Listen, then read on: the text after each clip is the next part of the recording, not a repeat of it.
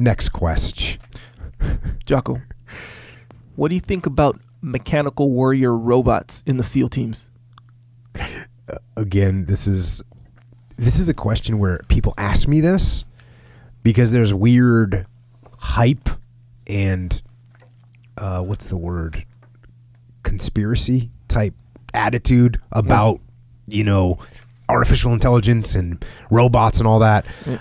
And so my thoughts are robots, like war-fighting robots, awesome. Let's build the most awesome destruction robots, and let's build an army of them, and let's let them get after it. I think it's awesome. You look at what's happening right now with drones and unmanned air vehicles. That's where we're going. In another, I forget the name. I mean, I forget the specific time frame, but in 10, 20, 30 years, there's not going to be any more manned fighter jets, military fighter jets. So why would you do that? You can put a computer in there and you can fly it from the ground, or you don't even need to fly it. It'll do your mission that you want it to do. So when we can come up with a robot, a Terminator robot that can go and attack and take care of the problem, yeah, let's do that. I support it. And the whole idea that robots will turn against us, we'll build better robots that will kill those robots. I'm not worried about that. Or we'll fight the robots. Yeah, I don't care. I say bring it on. Bring on the robots. Yeah. I'll crush you.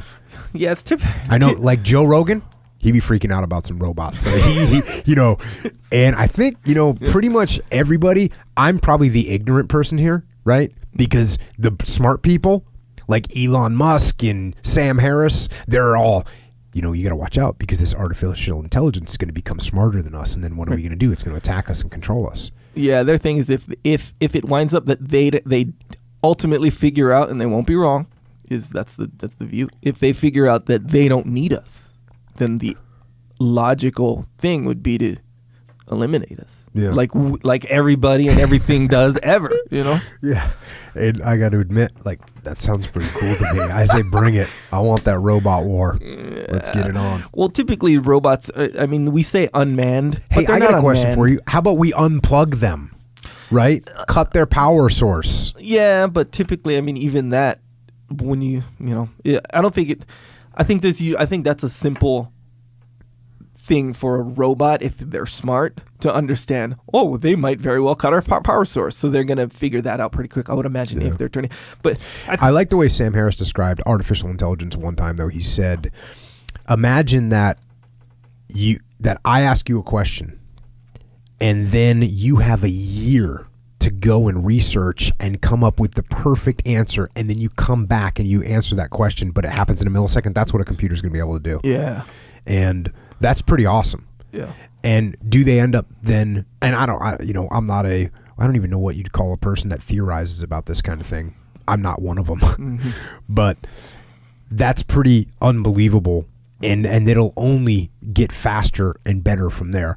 Mm-hmm. I just think that I don't think it's too hard to put controls in there that prevent the turning of the robots, like preventative mechanisms. Yeah. Well, you talk about unmanned stuff, and you know what? I'm about to make a movie reference.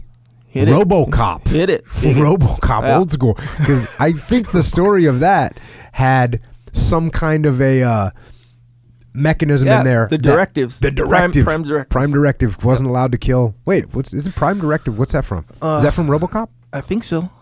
I know they're uphold the law, protect the innocent. I'm not doing it in order.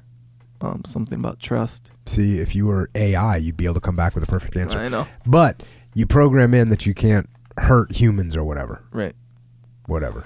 Like this rigid thing. Let's. This is another situation. Let's see where it goes. I'm good. Yeah. Rock and roll. But the unmanned thing, it's based on patterns, so the unmanned thing, usually you're not going to find something that's really technically unmanned. Even a drone is not unmanned. It's just less manned. They can be unmanned. It's just less manned. Somebody programmed it where to go, but you can put a drone in the sky that's going to go.